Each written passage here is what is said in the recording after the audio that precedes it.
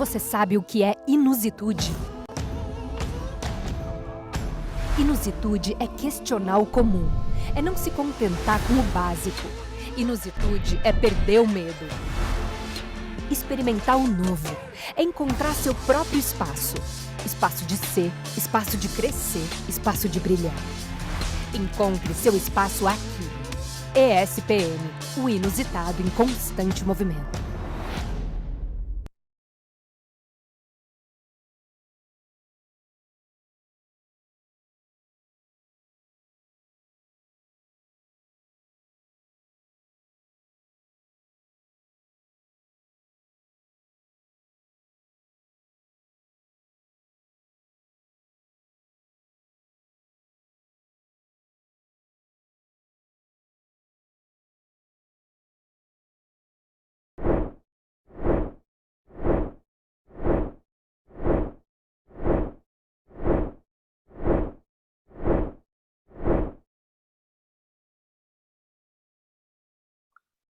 Olá, pessoal, boa noite. Sejam todos muito bem-vindos à terceira edição do Fashion Digital Day da SPM São Paulo.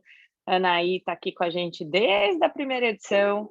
Eu sou a professora Caterine, vou me apresentar rapidinho aqui para vocês e projetar um material. Prometo não tomar muito tempo da mesa. Temos companhia aqui de dois cachorros gigantes que moram atrás da minha casa, que estão latindo neste momento, tá? Existe um horário correto para eles latirem, então agora eles escolheram latir bastante. A gente está na nossa última mesa do dia, então aproveito para agradecer aos participantes que estão com a gente desde as 2 horas da tarde, bebendo o tanto de informações que a gente disponibilizou hoje. Agora a gente vai falar de gestão de produto, e essa mesa está maravilhosa, com personalidades escolhidas a dedo. Eu sou a Caterine, aqui estão os meus contatos, telefone, e-mail, LinkedIn, Instagram, enfim, tudo que vocês quiserem para, né, conversar comigo. Eu sou coordenadora do Hub de Moda e Luxo que a gente tem na SPM São Paulo. Os nossos próximos cursos, quais são? Então, a gente fala de março, a gente ainda tem muita coisa. Semana que vem a gente tem um curso de 3 noites que a gente tem com a Glamour. Na outra semana a gente tem gestão e planejamento no varejo de moda com o Marco Muraro, que é professor nosso também lá no Master de Fashion Digital Business.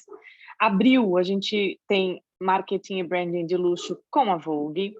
Maio, voltamos com Glamour, com marketing digital para moda, porém um curso com 8 noites.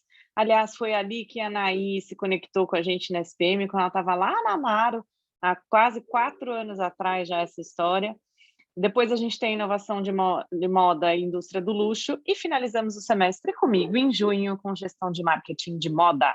Tentar ensinar todo mundo a fazer essa gestão de marketing aí mais integrada. Vocês estão vendo que tem um stickerzinho no canto da tela? Esse sticker é o sticker de desconto. Então, esse é um cupom que quando você estiver lá finalizando o teu carrinho, você coloca lá Fashion 10 e você tem 10% de desconto nos cursos do Dynamics da SPM. Mas a gente não pode esquecer de falar do nosso super curso, aonde a Anaí é professora, por acaso de gestão de produto, por acaso onde a gente tem aí o Molde como parceiro e por acaso que a gente também vai ter o Omnilytics lá no futuro em outra disciplina com a gente também, o nosso Master em Fashion Digital Business. É a primeira pós-graduação do Brasil focada em gestão de negócios digitais para moda, um curso que é 100% EAD, com aulas ao vivo, mas que você assiste no momento que couber melhor na tua vida. A gente está indo para a 4ª turma, nosso curso inicia no dia 28 de abril. Se você tiver qualquer dúvida sobre os cursos, sobre carreira, quiser conversar sobre o mercado, me procura, fala comigo, estou aqui à disposição para a gente fazer essa troca.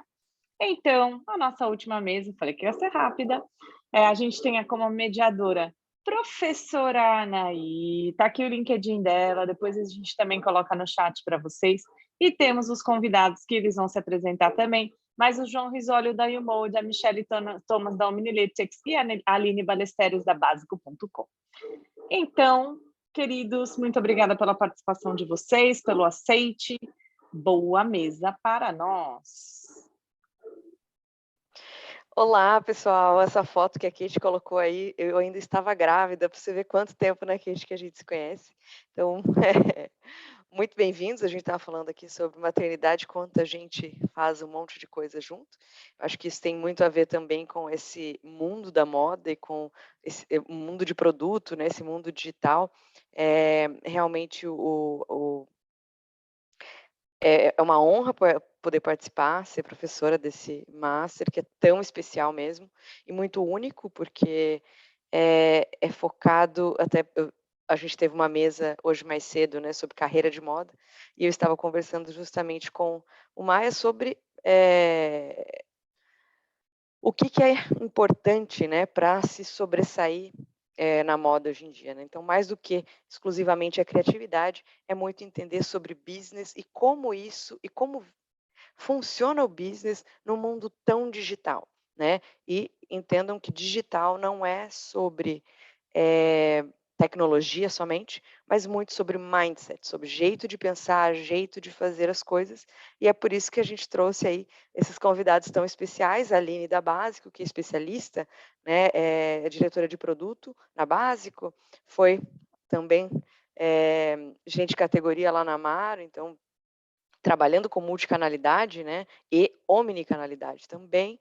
O João da Emoji, que é nosso super parceiro aí, pra gestão de produto num sistema. A gente sabe que quem trabalha com produto de moda sabe a dor que é gerir produto sem um sistema, né. Na verdade, as pessoas sabem qual é a dor de gerir produto, né, então a gente tem um monte de informação solta, né, seja em arquivos do Corel, do Illustrator, do Excel, então são várias informações fragmentadas.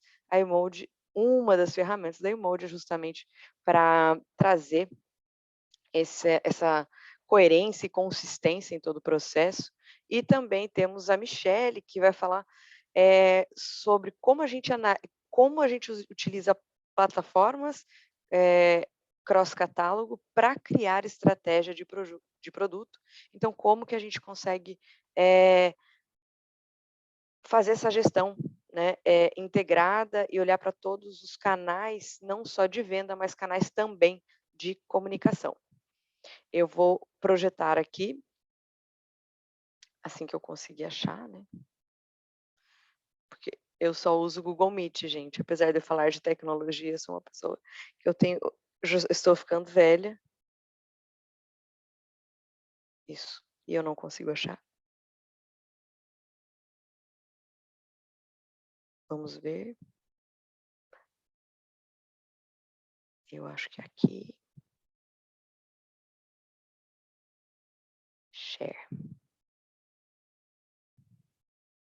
Consegui? Sim.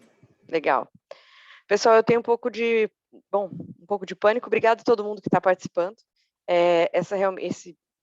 Estou super feliz com essa mesa. Obrigado, Aline, João e Michele, por terem aceitado o convite de compartilhar conosco o conhecimento de vocês. A gente sabe o quanto é corrido o dia a dia, mas para os nossos alunos é extremamente importante entender as matérias, os temas que a gente vai abordar durante todo o master, né, de Fashion Business, Fashion Digital Business. Então, um pouquinho aí de vocês, se vocês puderem se apresentar, eu vou passando aqui e vocês vão me dizendo quando passar. Aline, é contigo.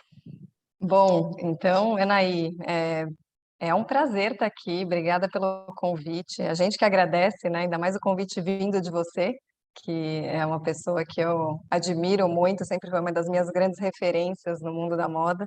E é um prazer estar aqui com o João e com a Michelle também. Falando um pouquinho sobre mim, sobre o meu histórico. Então, eu sou formada em design na Belas Artes, eu trabalho com moda há pouco mais de 20 anos. Eu comecei a minha carreira empreendendo, né, nos anos 2000, bastante tempo atrás, com 19 anos. Depois, aos 24, empreendi novamente. Passei aí 12 anos do início da minha carreira vivendo todas as alegrias e desesperos de se empreender no Brasil, até que em 2012 eu fiz realmente uma virada de de chave na minha carreira, onde eu saí de um universo onde era muito pequeno, onde eu estava muito acostumada a cuidar do negócio sozinha. Fui para a Dafit, né, que é um portal hoje enorme, peguei a Dafit do início, por onde eu passei 5 anos, depois mais 5 anos e meio de Amaro, e hoje eu estou na Básico & Co, que é uma vertical de DNVBs do Grupo Malve, onde eu sou responsável pela unidade de negócio de Básico.com e também sou diretora de produto de todas as nossas marcas. Legal, Aline, obrigada. Baita currículo, quem está aqui é super jovem, né? Então, quando a gente começa a falar de 20 anos, eu quero lembrar que o tempo voa, tá? A gente só se dá conta quando vai ter que montar esses currículos. Então, isso também acontecerá com vocês. João? Bom, boa noite, obrigado, Naí. Primeiro, também quero dizer que é um prazer imenso compartilhar a mesa com tanta gente que eu admiro e que eu já venho aprendendo há bastante tempo. Então, vai ser mais uma faculdade aí o nosso bate-papo de hoje. Então, bom, meu nome é João Risoléu, eu sou formado em Admin na PUC, eu sou empreendedor, eu fiz o caminho um pouco contrário da Aline, eu comecei no mundo corporativo e aí pulei de cabeça no empreendedorismo. Então, mais de 15 anos trabalhando com moda e empreendendo, mas comecei minha carreira lá atrás, trabalhando com recuperação de crédito, coincidentemente para Marisa e Magazines e afins. Depois eu passei 3 anos e meio na BDO Trevisan, onde eu comecei como estagiário e saí como gerente de controladoria. Com 20 para 21 anos, joguei tudo para o alto, fui morar na Austrália, plantar e colher morango, aprender inglês, business English, e voltei prometendo para mim mesmo que eu nunca mais ia trabalhar no mundo corporativo e que eu passaria a empreender e tal. E óbvio que eu voltei para o Brasil e a primeira coisa que eu fiz foi arrumar um emprego. Eu aguentei 3, 4 meses, foi quando de vez eu saí, abri minha primeira empresa, que foi a Kaizen, que é uma empresa que existe até hoje, eu não estou mais na operação, tenho sócios que trabalham com ela, né? Mas, enfim, aí entrei de cabeça no mundo das startups. Hoje eu estou na minha 5ª startup, já fiz a venda de 2 startups, dando destaque aí para a Crozex, que foi uma startup que eu fiquei à frente por 3 anos e meio como fundador e CEO do negócio. A gente foi de 0 cliente para 1.300 até fazer a venda para um dos fundadores da XP Investimentos. E aí foi quando a gente teve coragem. Quando eu digo a gente é porque, enfim, a Ju, minha esposa, que está aqui, inclusive, ela acompanha a minha jornada desde o começo e quando a gente fez a venda da Crozex, a gente criou coragem para empreender na moda, que era um mercado que a gente morria de medo de trazer inovação e tal. Enfim, estamos desde 2018 na caminhada com a YouMold. Então, é isso, basicamente. Legal. João, eu não sabia dessa parte da controladoria. Foi onde eu desenvolvi o gosto por planilha, gestão e... Legal. Obrigada, João. Obrigado a vocês. Michele. Oi, gente. Obrigada pela oportunidade, um prazer estar aqui. Obrigada pelo convite, Kate, Anaí. Um prazer estar com o João e com a Aline aqui compartilhando esse espaço, trocando essa experiência. Eu também tenho formação em administração e sou a pessoa do comercial. Tenho 23 anos de experiência na área comercial, não coube tudo aqui, né? Então, começou lá atrás, em 1999, eu mudei de indústria, né? Eu entrei pela área de tecnologia, na área comercial, com software e serviços, depois acabei migrando para Business Intelligence, e falei, não, eu quero ser feliz, eu vou entrar para a indústria da moda. E eu amo, quero mudar. E aí comecei pelo varejo, migrei para o atacado, trabalhei com empresas, a Ripley italiana, depois trabalhei com empresas de PL, de alfaiataria, que fazia alfaiataria para as grandes marcas de luxo, a época saudosa, Maria Bonita, Daslu, a gente trabalhava com toda a alfaiataria das melhores marcas de luxo do Brasil.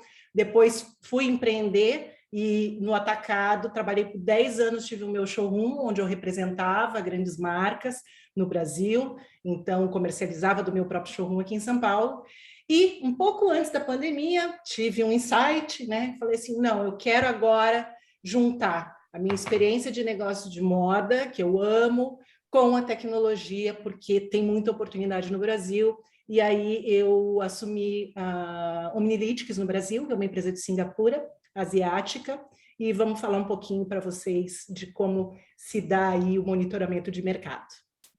Legal, obrigada aqui. Super mesa, gente. Nossa.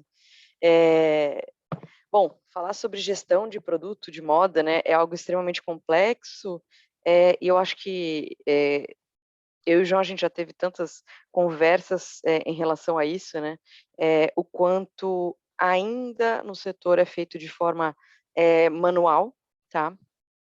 Desde o planejamento, né, a gente vem encontrando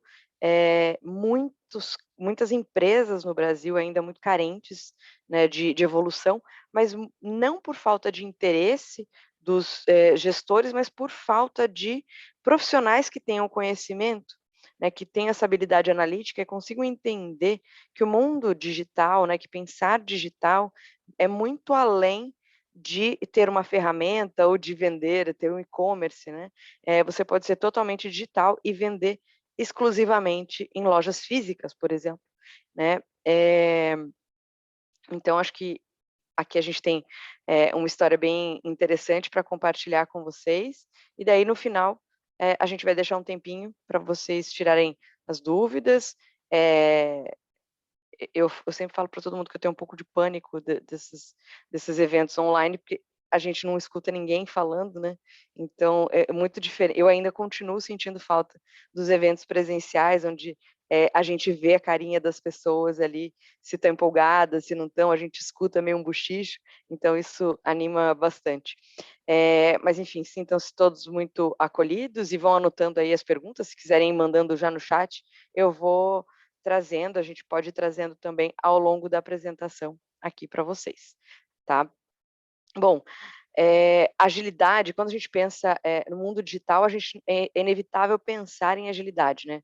Então, desde o processo de produto, da criação, desenvolvimento, compra, até a venda, né? Até como esse produto é vendido, a velocidade com que esse produto chega, né? Uma das coisas que eu sempre repito, antigamente, aí alguns anos atrás, antes, né, da gente ter os smartphones, né? Uma tendência demorava 2 a 3 anos para se difundir no mundo, e hoje ela leva 2, 3 semanas, né. Então essa velocidade também causa muita insegurança e muita dificuldade para a gente planejar, né. O setor de moda é um setor de altíssimo risco, então a gente precisa ter agilidade nesse processo e só é possível usando ferramentas tecnológicas, né. Desde a análise, né, montar uma estratégia, até conduzir mesmo todo o processo de desenvolvimento do produto, integração com outros canais, né, canais de comunicação, canal de venda, como que a gente flui essa informação, né, do processo criativo e a estratégia da marca até todos os pontos de contato, né, e como que a gente pensa, né, produto, olhando o canal, né, entendendo como é performance em diferentes canais, o que muda, né, com o uso de PLM, como que a gente integra essas equipes multidisciplinares, porque hoje o mais valioso num profissional de moda é ele ser transversal, ele conseguir navegar entre criatividade e habilidades analíticas, né, e é exatamente isso que a gente traz durante todo o master, né, a gente mostra o quanto é importante o extra criativo, mas como empresas de moda só podem dar certo se a gente tiver o extra criativo e do outro lado também a razão e as habilidades analíticas, tá? Bom, então aqui a agenda, vamos ver se já passamos 5 minutos, né? Então, Aline, agora é contigo, conta um pouquinho para a gente sobre estratégia de sortimento, o João depois vai contar um pouquinho sobre PLM, né, que é uma das ferramentas da Emold, a Michelle vai falar de monitoramento de mercado, a gente vai fazer uma discussão, vai abrir para perguntas e depois a gente faz um fechamento. Quem quiser ir mandando perguntas pode ficar muito à vontade, a gente pode ir respondendo também ao longo da apresentação, aí a gente deixa mais tempo até para contar mais coisas para vocês. Aline? Vamos lá. Bom, pessoal, eu vou começar do começo, literalmente, né, onde a gente começa a pensar em como traduzir tudo isso que a Anaí muito bem falou, né, como que a gente junta essa parte estratégica com habilidades analíticas para poder ter todos os insights e desenhar a nossa estratégia. Então, falando aqui no próximo slide sobre quais são os objetivos da próxima... Ops, tá passando? Aí. Quais são os principais... Opa, foi. Quais são os principais objetivos de uma estratégia de sortimento, né? Então, por que precisa existir um racional para fazer essa construção? A gente precisa conseguir oferecer um mix de produtos coerentes na distribuição de gêneros e de categorias. A gente precisa conseguir construir um mix que atenda às demandas e oportunidades do mercado, e tudo isso olhando por canal, né? O seu canal digital, o seu canal de varejo físico, o canal de atacado. Como que a gente consegue oferecer a tendência no timing correto. Assim como a Anaí falou, hoje o mundo as coisas acontecem tão rápido e a gente precisa estar muito atenta para conseguir realmente oferecer essa tendência na hora em que o cliente vai querer absorver tudo aquilo, né? A gente precisa conseguir juntar todas essas informações no que se traduz em produto, para que ele tenha realmente um apelo estético e traga um valor agregado. E aí a gente entra em métricas que são mais relacionadas à rentabilidade, que é onde se faz toda a precificação, onde ela deve estar muito alinhada com o posicionamento de marca, assim como o markup saudável e ter um estoque muito acurado. Então, basicamente, a gente fala que a estratégia de sortimento, ela nasce para garantir que o que a gente vai oferecer realmente tem todas as ferramentas necessárias para atingir as metas de faturamento e rentabilidade da companhia. Então, por onde a gente começa, né? Quais dados são necessários analisar para começar a construir essa base para fundamentar o desenho estratégico das coleções? Então, a gente usa 3 pilares, onde a gente olha para o passado, de tudo que está relacionado à performance, como performou aquela coleção, quanto gerou de receita, de margem, todos os dados, todas as métricas que são importantes para se avaliar o sucesso ou o fracasso de uma coleção. Esses são todos dados internos, né? O que aconteceu nas suas vendas. A gente olha também muito para o presente, onde a gente mescla um pouco de dados internos e externos, então se olha muito para o mercado, o que o mercado está oferecendo hoje, qual que é a participação das categorias dos meus concorrentes, o que eu estou oferecendo, né? Como que a gente cruza essas informações para identificar oportunidades.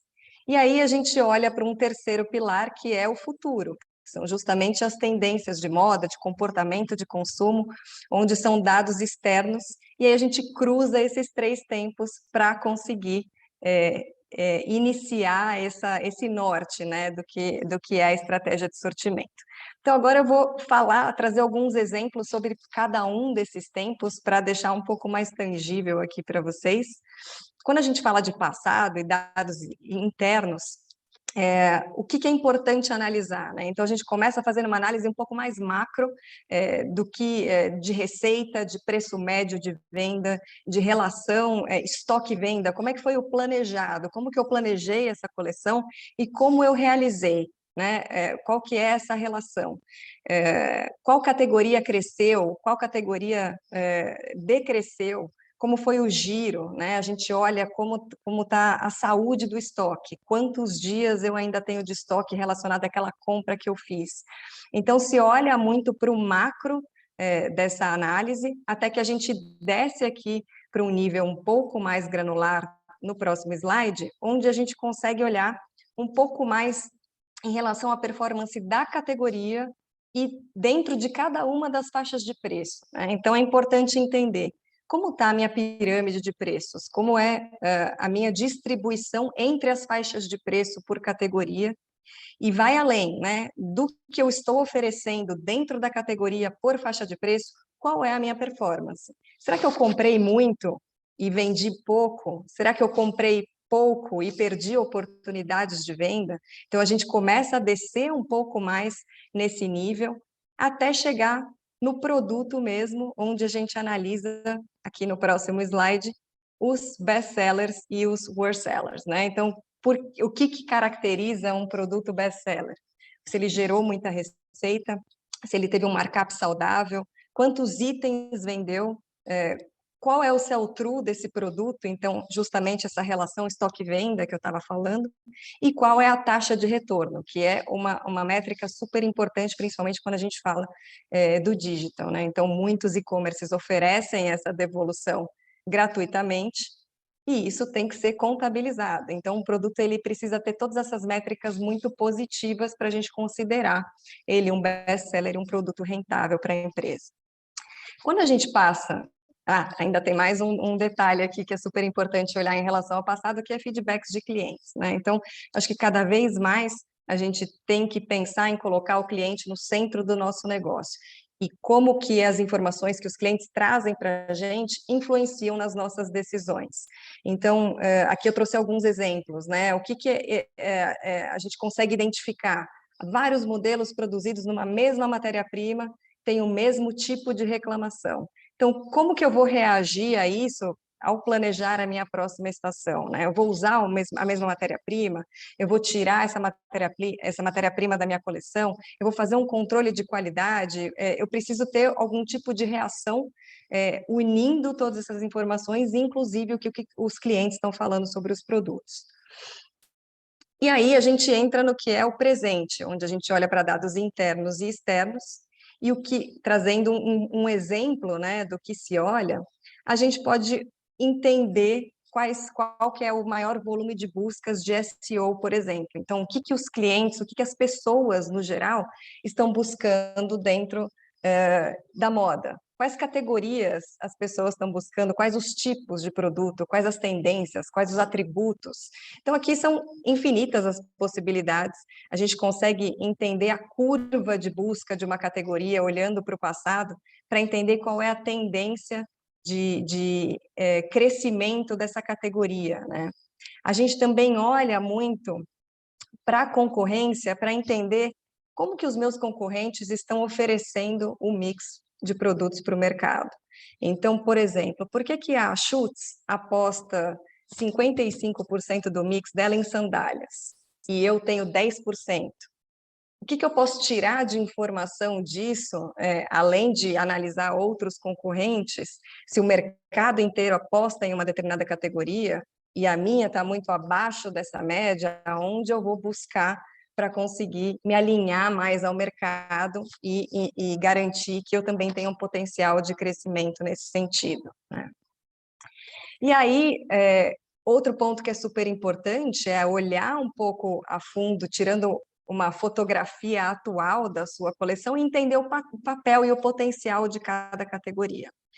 Essa aqui é uma matriz que mostra um pouco sobre quais são os produtos que a gente vai ter na coleção que são importantes para o posicionamento da marca. Então, independente dele trazer uma certa rentabilidade, uma rentabilidade esperada, ele é importante para que a minha marca tenha a imagem de mercado que foi planejada, que foi pensada na construção dessa identidade, né? A gente tem os produtos que são core, só rapidinho aqui, que são onde a gente quer estar, né? Onde a gente quer ter mais produtos com maior volume de venda, com markup mais saudável. E olhando para essa fotografia da atual, né, do mix de produto, a gente consegue identificar aí algumas oportunidades de como melhorar o desempenho e a rentabilidade das categorias. E aí, quando a gente olha para o futuro, são justamente as tendências. No próximo slide, que a gente tem hoje muitas fontes, uma delas é o WGSN, que eu trouxe aqui como exemplo, e que essa tendência ela pode ser muito contraditória a tudo que a gente analisou ali no passado de performance, né? Então, aqui é o momento de olhar, esse é um exemplo, por exemplo, da categoria de macacão. Então, como ela foi crescendo, como ela foi se comportando ao longo dos meses, mas eu não tenho um bom histórico de macacão, Aí cabe à marca tomar uma decisão de apostar nessa categoria.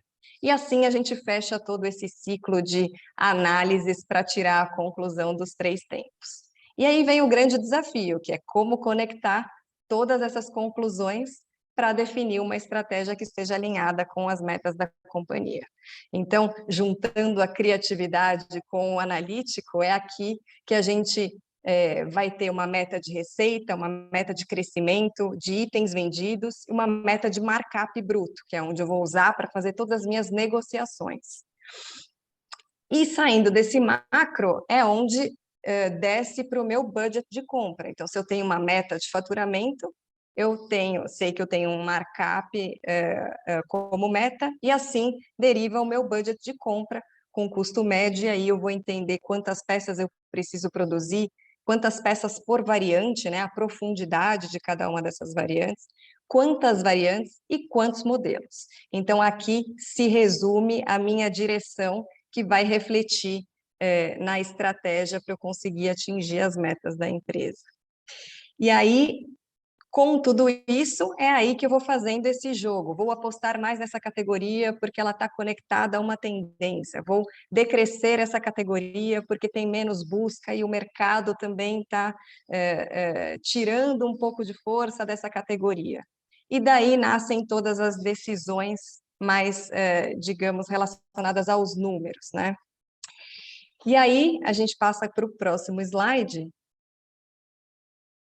onde eu tenho efetivamente o que é o meu OTB. Então, aqui, muito mais no detalhe, por categoria, quanto eu tenho que gerar de receita, quantas peças eu tenho que comprar, e a margem por categoria. Então, na verdade, aqui é só um nível um pouco mais granular daqueles primeiros números, né? Então, tudo isso me dá uma direção para que eu possa construir o meu plano de coleção e fazer a distribuição mensal, que a gente mostra aqui no próximo slide, onde eu vou conectar pode passar, Anaí, por favor, onde eu vou conectar tanto as tendências que foram identificadas naquela pesquisa, vou definir os meus temas mensais, vou definir a participação que cada um desses temas vai ter dentro de cada um desses meses, de acordo com o calendário comercial, e aí eu vou fazendo essa divisão para planejar os meus lançamentos.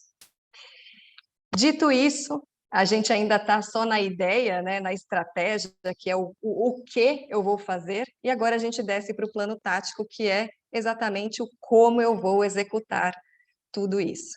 Então, é fundamental que exista um processo muito bem pensado, muito bem estruturado, com todas as fases e papéis e responsabilidades dentro da equipe, para que eu consiga trazer a estratégia para um plano do processo do dia a dia e conseguir lançar todas as minhas coleções no tempo planejado.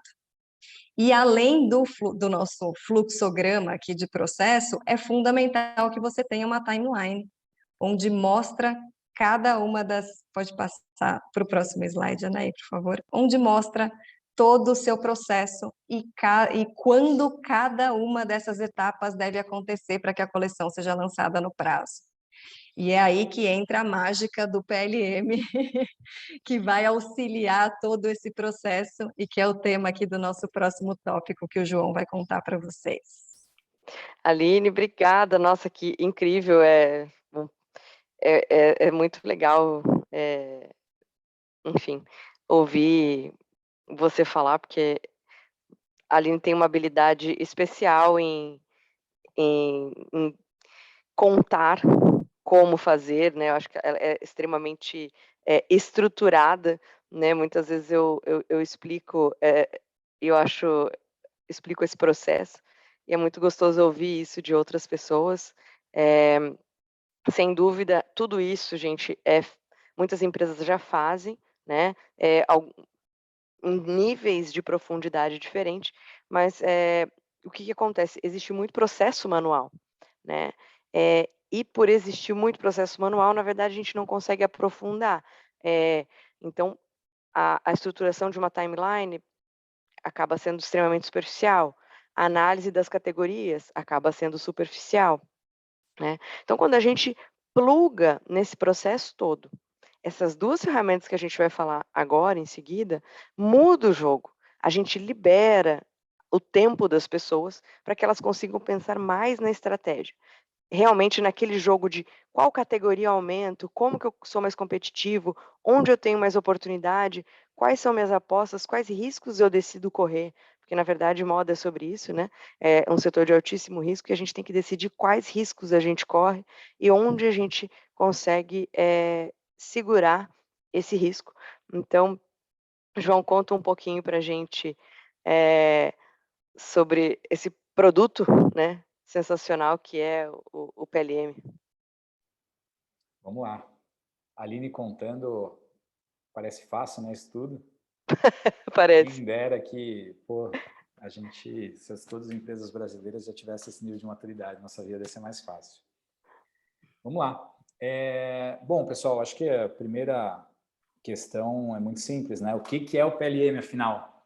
É um assunto, é um tema que no Brasil passou a entrar na moda de uns tempos para cá e, basicamente, a tradução literal é Product Lifecycle Management. Então, ele tem o objetivo de gerir todo o ciclo de vida de um produto, toda a jornada, desde o planejamento, desde a análise de histórico de venda, desde a construção de conceito de uma coleção, até passar por todas as etapas que a Aline deu a aula agora, né, de OTB, de definição de esqueleto de coleção, de mix de produto, garantir que tudo aconteça dentro de um mesmo cronograma e por aí vai. Então, a tradução literal é basicamente essa. Ela tem por objetivo combater alguns problemas latentes que acontecem rotineiramente na moda, que é correr, né, sempre apagar incêndio, como fazer para garantir que aquilo que foi planejado será realizado dentro do prazo, dentro da proporção de mix, respeitando o markup dentro de uma estrutura de coleção, porque quando você define ali um markup médio, é importante você compor, você vai ter produtos P1, P2, P3, e como que você tem certeza que dentro do que você estabeleceu de prazo, as coisas estão sendo respeitadas?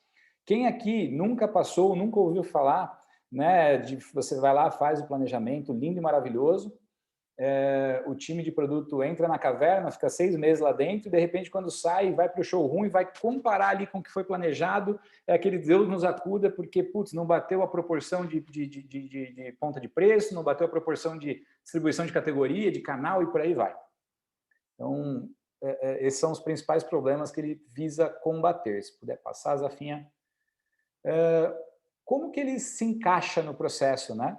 Isso daqui, pessoal, é uma forma que a gente tentou tangibilizar para mostrar que a coleção ela está conectada com todas as etapas do processo de uma empresa, desde o planejamento, passando pelo financeiro, pela venda, pelos canais de venda, CRM. Então, todas as informações e indicadores que são gerados diante de todos esses processos e etapas estão constantemente minerando o PLM para gerar aprendizado. Então, se vocês observarem ali em cima, na primeira bolinha que tem a coleção no centro, ele tem uma timeline começando pelo planejamento, passando pela criação e desenvolvimento, compra e ou produção, logística, market sales e canais. Isso alimentando e sendo alimentado, olhando para a performance de vendas em tempo real, analisando Google Trends, analisando concorrentes e benchmarks, interagindo com o B2C para colher feedbacks em tempo real, mapa de calor de perfil de cliente por perfil de atributo, e não olhando... Quando a gente fala de atributo de produto no Brasil, ainda é um tema, é um paradigma engraçado, porque quando você analisa uma camiseta, ela não é uma camiseta no final do dia, ela é um composto de um tecido que tem um fio, que tem uma gramatura, que tem uma série de componentes que juntos tornam muito poderosa a análise para a gente, de fato, entender quem é a nossa persona e qual é o conjunto de atributos que a gente consegue oferecer e, portanto, obter os melhores resultados. Daí, a clareza, e isto posto, fica muito óbvio a importância e a necessidade disso estar integrado com o CRM. Tá? Então, muita gente ainda tem dúvidas de em qual é o momento que, né, qual etapa o PLM ele entra. E ainda há muita dúvida de qual é a diferença do PLM e o RP. eles são radicalmente diferentes e, ao mesmo tempo, eles são altamente complementares. Então, o PLM, ele vai do planejamento à peça piloto aprovada, lacrada. Quando isso vai para a produção ou para a compra, é o momento que isso vai para o RP, e quando começam as vendas, todos esses dados retroalimentam o PLM. Pode avançar, Zafinha, por favor. Obrigado. É quase mágico, João, te ouvir falar. A gente demorou tanto tempo para concluir essa... Nossa senhora, nem fale, Zaf. Como é que a gente explica um PLM, né? Cara. E aí entra nos paradigmas, né? A gente até hoje combate muitos paradigmas. Foi engraçado quando nós conhecemos é estranho chamar de Anaí, mas tá bom, Anaí. Quando a gente conheceu a Anaí, começaram as primeiras interações, existe um paradigma muito grande em relação à maturidade que as empresas brasileiras atingiram. E essa maturidade não está correlacionada com o tamanho, com o faturamento, com o número de funcionários, não está relacionada a isso. Existem diversas empresas que têm processos altamente estruturados, porém zero digitalizados. Existem empresas que não têm nenhum nem outro. E aí entra num paradigma engraçado que muitas empresas acabam buscando a solução de PLM esperando que o PLM vai fazer um milagre de implementar um processo onde não existe um processo. Quando, na verdade, é muito importante deixar claro, e nós, como empresa, demoramos um certo tempo para criar essa coragem de somente iniciar trabalhos com empresas que possuem um nível de maturidade para implementar PLM. Então, eu sou vendedor há 15 anos e já aconteceu no meio de uma reunião com diretorias para fechar contrato com grandes empresas e eu tomar a decisão de, turma, vamos voltar atrás, vocês não estão prontos para PLM, vamos primeiro estruturar planejamento, construção de árvore de categoria, proposta de mix de produto, para depois a gente pensar em PLM. Então, é muito importante deixar muito claro isso. Ao mesmo tempo, é muito importante entender que quando a gente pensa nesse passe de mágica, que as coisas são totalmente coligadas e existe esse flow natural e digital, todo mundo precisa dar o primeiro passo. Então, isso é muito importante.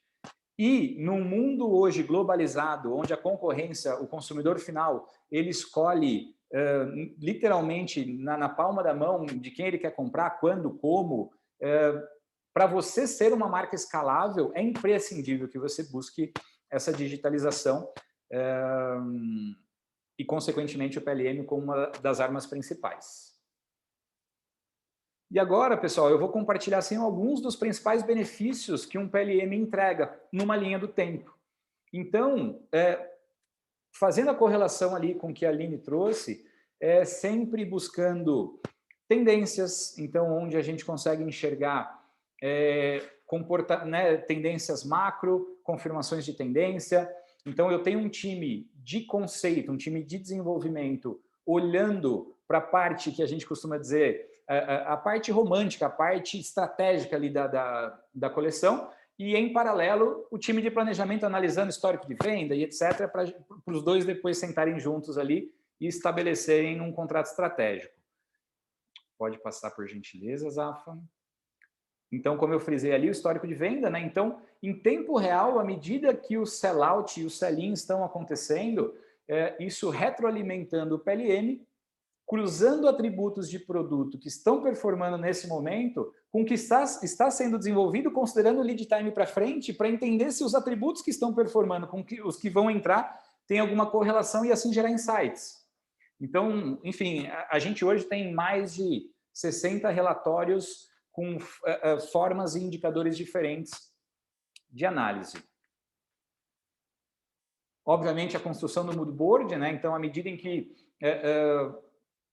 os conceitos, as famílias, as oportunidades foram identificadas, começa aí uma cocriação de times, criando os mood boards, para que depois o mix de produto estabelecido seja feito o match entre os dois, né? As famílias ali conceituais com, de fato, os quantitativos, o esqueleto e a explosão da coleção.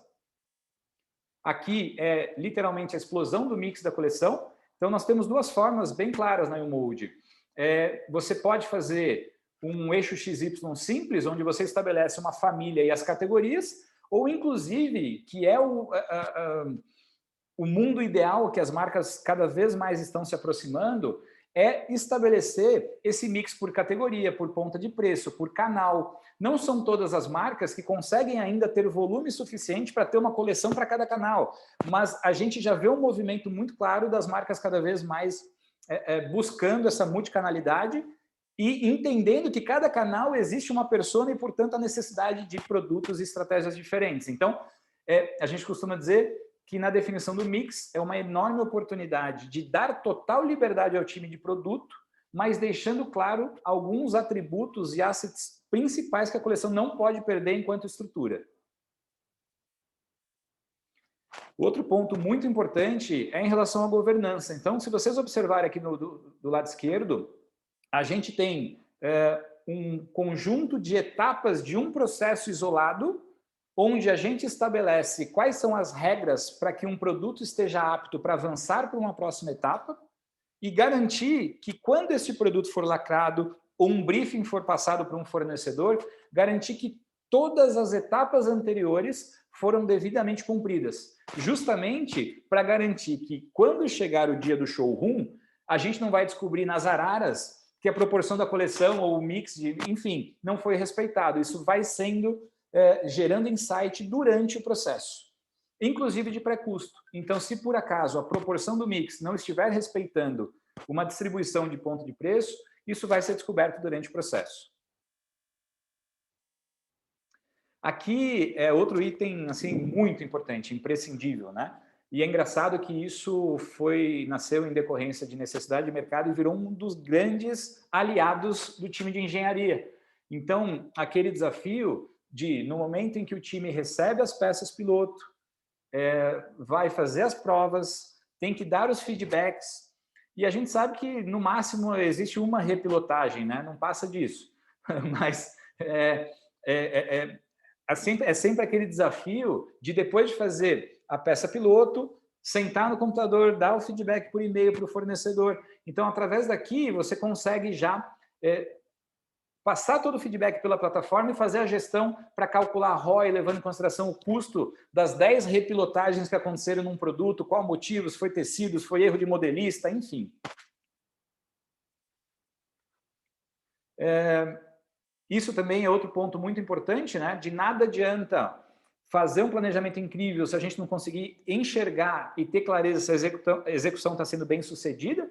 Então, a gente consegue transmitir em tempo real, em decorrência de tudo que acontece e deixa de acontecer aqui do lado direito, se cada etapa está sendo cumprida, quais são os produtos que estão em atraso, quais são as etapas que estão sendo consideradas gargalos, e a gente tem ali uma coluninha com os zerinhos amarelos ali, um pouquinho mais para a direita, Zafa.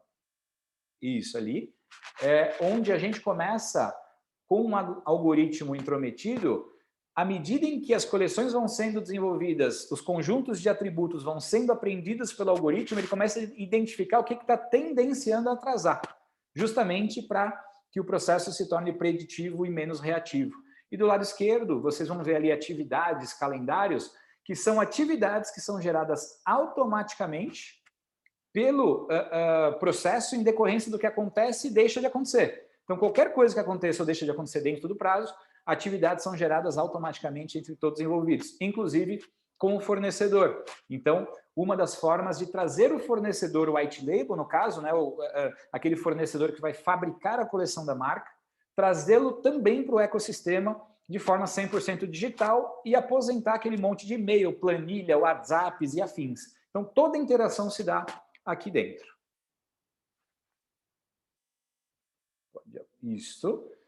E aqui, pessoal, já é um spoiler de uma ferramenta que a gente vem usando muito para o sell-in, para o sell-out. Então, dentro daquele conceito que eu expliquei ali no comecinho, de que o PLM ele vai do planejamento ao cabide, ao sell-out, a gente também percebeu que se a gente tem dados tão cruciais, por que não ajudar as marcas a venderem de forma mais assertiva?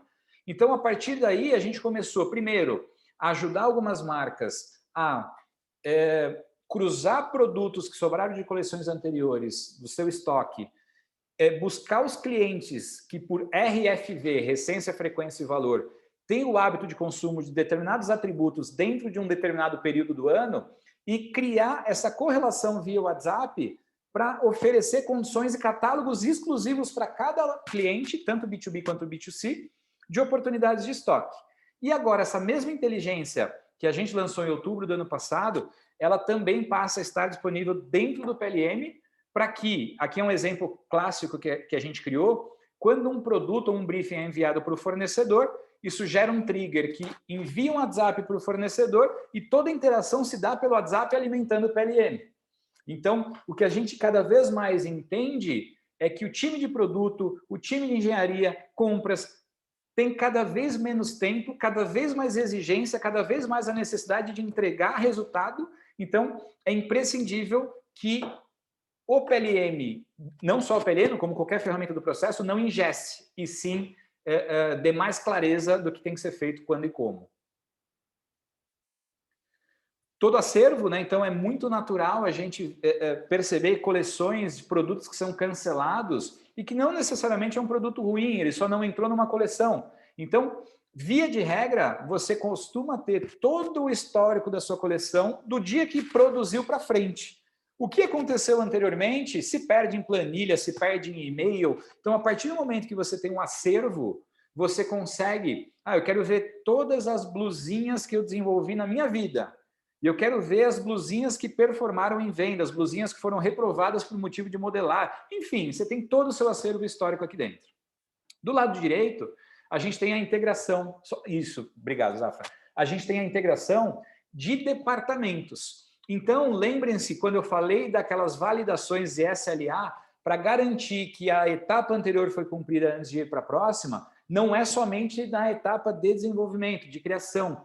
Isso envolve também outros departamentos. Então, nesse caso aqui, nesse exemplo, assim que um produto é aprovado e lacrado, ele automaticamente entra num workflow de um franqueado, por exemplo, para o franqueado fazer as apostas e ajudar na decisão de explosão de produção.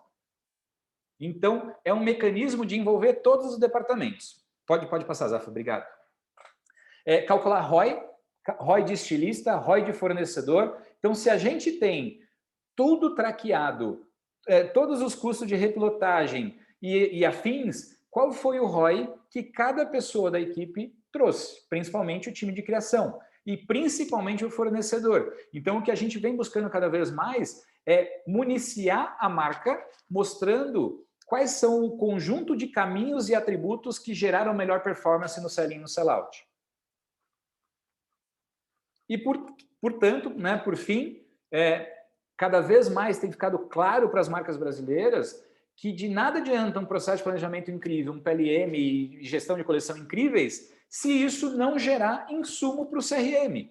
Então, aqui do lado direito, a gente tem uma metodologia consagrada que basicamente o que ela faz é entender o comportamento de recência, frequência e valor, quem são os clientes que estão hibernando, quem são os clientes que estão possíveis clientes leais, quem são promotores, quem são champions e quais ações podem ser tomadas com eles em decorrência do que eu tenho de produtos em coleção. E do lado esquerdo, basicamente ali uma comparação de um cliente, o quanto consumiu, quanto comprou no ano 1, quanto comprou no ano 2. E também mostrando que esse cliente está esfriando, chegou a hora de fazer alguma ação com ele.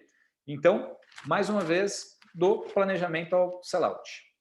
Então, pessoal, basicamente, a YouMold, tá? Só para finalizar, é uma empresa de inovação e eu tenho muito orgulho em dizer que o nosso grande diferencial é ter pessoas especialistas inconformadas, ego zero, e a gente tem um múltiplo skill onde a gente conseguiu misturar engenheiro, inovador, estilista, cientista de dado, growth hacker e executivos de moda. Então, depois que um dos nossos sócios novos entraram, a gente pode dizer que a gente tem mais de 30 anos de experiência no mercado. Ele adora quando eu faço essas piadas nas reuniões. E mais de 15 anos de experiência com ciência de dados, mais de 20 anos de experiência desenvolvendo software. E, somando a trajetória de todos os sócios hoje da YouMold, já são mais de centenas de produtos digitais criados. Então, agora, enfim, passo a bola para a Michelle, Obrigado, turma. Obrigado, Zafa. Obrigada, João. Nossa, é uma aula, muito legal. Bom, pessoal, lembrando que a gente tem muitos estudantes aqui, né, futuros alunos aí também, então existem muitos termos, talvez que vocês nunca tenham ouvido, né, mas esses são os termos que a gente usa praticamente no dia a dia, né? ROI é uma coisa que a gente fala muito, né? Analisar realmente o retorno, né, do investimento, o quanto cada funcionário, cada produto está retornando para o negócio, para que esse negócio seja saudável. Então, é muito legal ver todo esse processo e o quanto a Emode é completa, né, e pode agregar aí no processo das empresas. Mas, de novo, né, exige uma maturidade de mercado e a gente eu acompanho bastante, bem de perto a Emode e vejo que a necessidade do PLM ela vai acontecer, assim, de uma forma meio súbita, né, então, de repente, todo mundo vai se dar conta ao mesmo tempo, né, e isso vai ser um grande gargalo, né, e vai faltar muito profissional que entenda esse processo, né, entenda como gerir, como construir esse processo dentro da ferramenta e tirar o melhor dela, né. Então, Michele, conta um pouquinho para a gente sobre monitoramento de mercado, né, que é um pouco antes, né, de todo o processo aí de gestão de produto, muito relacionado à estratégia, né, na verdade, antes e depois, né, no comparativo. Exatamente, monitoramento de mercado nunca foi tão importante como tem sido, e aí peço para vocês se posicionarem, né, tirarem um minutinho para pensar a situação do mundo que a gente está, a situação do Brasil que a gente está, e o que será amanhã, né? Então, a preocupação, lembra daqueles 3 pilares que a Aline colocou, passado, presente e futuro. O monitoramento de mercado, ele entra com os dados externos e para o futuro, né? Então, uma visão orientada a dados de mercado. Porque como que você vai captar esses dados externos, né? Tá tudo muito rápido. Por quê? Então, eu vou contextualizar a necessidade do monitoramento e a importância do monitoramento, principalmente para o tema que são os multicanais digitais. O varejo mudou. Ponto. Isso aí a gente não precisa nem falar e não é só pela pandemia. O varejo já vinha mudando há muito tempo, mas falando em canais digitais, quando a gente pensa antes da crise, o que acontecia é que as grandes marcas já estavam naturalmente posicionadas, ou você tinha marcas com seu institucional, com sua conta no Instagram, todo mundo estava lá de alguma forma, né? E o foco era se mover, mas algumas marcas sem muita urgência, né? Quem trabalha com atacado, quem está posicionado no multimarca, que não tem um varejo forte, direto, então só tinha uma presença. O que aconteceu foi que com a pandemia, isso acabou, de uma hora para outra. As marcas se viram sem receita, de um dia para outra veio o lockdown e todo mundo teve que migrar com força total, com investimento pro digital, seja o pequeno, o grande, o médio, enfim, a lojinha do bairro descobriu a potencialidade dos multicanais digitais. Então, hoje, esse investimento, esse aprendizado para muitos que foi sofrido, ele veio para ficar. E aí a gente não vai nem falar de e-commerce, de crescimento, vocês sabem o quanto isso é relevante e quanto a indústria da moda está sempre ali na primeira linha desse ranking. Além do varejo mudar, o consumidor mudou. Isso é muito importante a gente ter em mente. Então, para vocês que são mais jovens, né? Para Kate, para a Naí, para a Aline, para o João, para mim, a gente sabe dessa mudança porque a gente acompanha há muito tempo, mas mudou muito, e mudou muito, gente. Então, antes as marcas conseguiam prever o consumidor, né? E aí entra a ferramenta do João, né? A importância também de olhar para dentro. Antes as marcas tinham domínio, hoje elas não têm esse domínio total, porque o mundo está mudando muito rápido e a gente está sendo impactada muito rapidamente com isso. Então, o que a gente tinha de passado, a referência que a gente tinha de passado, a gente usa, como a Aline falou, né, os dados do passado para referenciar, vai continuar sempre usando, mas muitas vezes os dados de passado hoje não são mais garantia desse futuro. E o que a gente tem que fazer? Eu tenho que saber o que o meu concorrente está vendendo, Eu tenho que saber meu posicionamento do mercado, eu tenho que saber o que está vendendo na Dafit, se do meu produto similar, a que preço, na Zattini, em qualquer canal digital. Qual marketplace é importante para mim, qual canal digital que eu tenho que estar. E você tem que estar no canal digital, não em todos, mas onde o teu cliente está. Explicando então um pouco para vocês do reinado das marcas. Para a gente avançar, eu vou conceituar a diferença do mundo hoje e essa estabilidade. O que é importante saber? Antes do advento das mídias sociais, que vocês aí todos já usufruíram já desde o início, a gente que vivenciou, a gente sabe o quanto as marcas tinham poder. A gente não tinha acesso a essa informação. O domínio, a criação, quem ditava, quem falava tudo que ia acontecer eram as marcas. Então, era só fazer o produto, colocar dentro da loja e esperar o cliente aparecer para comprar. Hoje já não é mais assim, né? Hoje o que a gente tem é um oceano de ofertas. Com o advento das mídias sociais, hoje eu, você, a gente tem acesso em tempo real a tudo que está acontecendo. A gente assiste os desfiles em tempo real. Isso no passado não acontecia. Então, hoje a Shine já fica sabendo, já produz uma semana depois. Então, essa velocidade, esse acesso, a gente está sendo impactado a todo momento, vocês sabem bem. Hoje, a nova força controladora do mercado é a demanda, é o consumidor. Não é mais a oferta, literalmente, das marcas, né? As marcas não têm mais esse poder, porque agora o consumidor tem esse poder de saber da informação e de decidir o que ele quer comprar, aonde ele quer comprar, que ele compra de qualquer lugar do mundo, em qualquer site, enfim, qualquer fonte, a hora que ele quiser. Então, o consumidor é real time. Se o consumidor é real time, a marca precisa ser real time também. Então, em tempo real, você precisa, novamente, voltamos no presente da Aline, né? No presente do João lá, não acompanhando o que está acontecendo dentro da tua casa, mas mais do que dentro da tua casa, você tem que conhecer o teu consumidor, saber o que ele está desejando agora, tanto quanto você conhece teus dados internos, ok? Para ter o produto certo, no preço certo, no momento certo e no canal certo, que a Aline já falou. Não é fácil.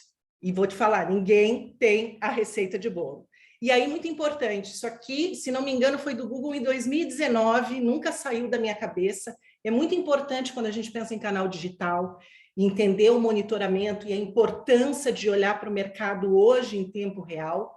É o seguinte, hoje, o Google deixou isso muito claro, hoje você tem que se preocupar com o bolso do cliente, não com o teu bolso da marca, né? Então, você tem que ter em mente que hoje o teu concorrente não é mais a loja do teu lado, né? Não é um competidor A ou competidor B. Hoje, com esse oceano de oferta, o teu concorrente é toda a internet. Porque se eu tenho R$1.000 que eu decida que eu vou comprar um vestido, se eu fui impactada, estou emocionada, estou num dia emocionado hoje, já comi muito chocolate, fui impactada por um perfume e um sapato, eu compro agora. Quiçá eu consumi todos os R$1.000, quiçá eu consumi 50%, acabou. Então, o poder de compra, o bolso do consumidor, a gente sabe que cada vez está ficando menor. Então, como é que você chega no teu consumidor antes do teu concorrente, sabendo que o teu concorrente é todo mundo? Você tem que olhar para o mercado.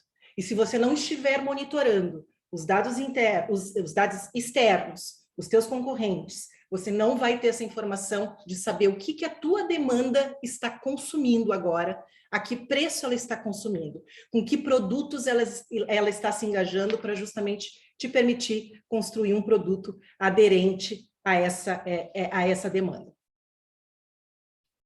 E aí vamos falar dos multicanais digitais, né? Então, como adequar esse sortimento aos multicanais de uma realidade hoje que a gente está muito conectado, a gente tem uma geração Z aí que está diretamente até 2030, né? Até 2030, se não me engano, 2030, geração milênio e geração Z vai representar 70% da classe assalariada desse país, né? Então, as marcas estão olhando para esse público, porque o e-commerce vai crescer e esse público digitalizado é um foco muito forte. E a gente tem que lembrar que esse público, vamos abstrair exceções, mas não são mais conectados a marcas, como alguns anos atrás, né? Eu, quando me olho jovem, eu precisava ter uma roupa de uma marca X. Hoje não. Hoje o jovem ele quer estar up to date, mas ele vai procurar a marca e o preço mais aderente à necessidade dele, né? Então, para você vencer, né, para as marcas vencerem nesse mar de oferta hoje, é preciso que elas estejam em múltiplos canais, nos canais onde estão as suas personas, porque você precisa se manter recorrente e relevante para essa parcela que está a todo momento em diversos canais. Evoluindo, Anaí. Então, muito importante, quando a gente olha para as marcas, né, e essa novidade dessa cultura orientada a dados, porque aqui a gente está falando de monitoramento, a gente está falando de data analytics e de olhar para dados do presente e do futuro, o que está acontecendo para entender essa demanda. E aí isso eu brinco muito com os clientes, né? Você não está monitorando o que está acontecendo nos canais digitais, no seu concorrente, você não está comparando os teus dados internos, né, para identificar justamente o que a Aline falou lá do sortimento, onde estão as lacunas, né, onde estão as oportunidades. Todo mundo tem lacuna de sortimento, todo mundo tem lacuna de preço. A marca que enxerga essa lacuna no canal digital, que enxerga essa lacuna no competidor, tem uma vantagem competitiva.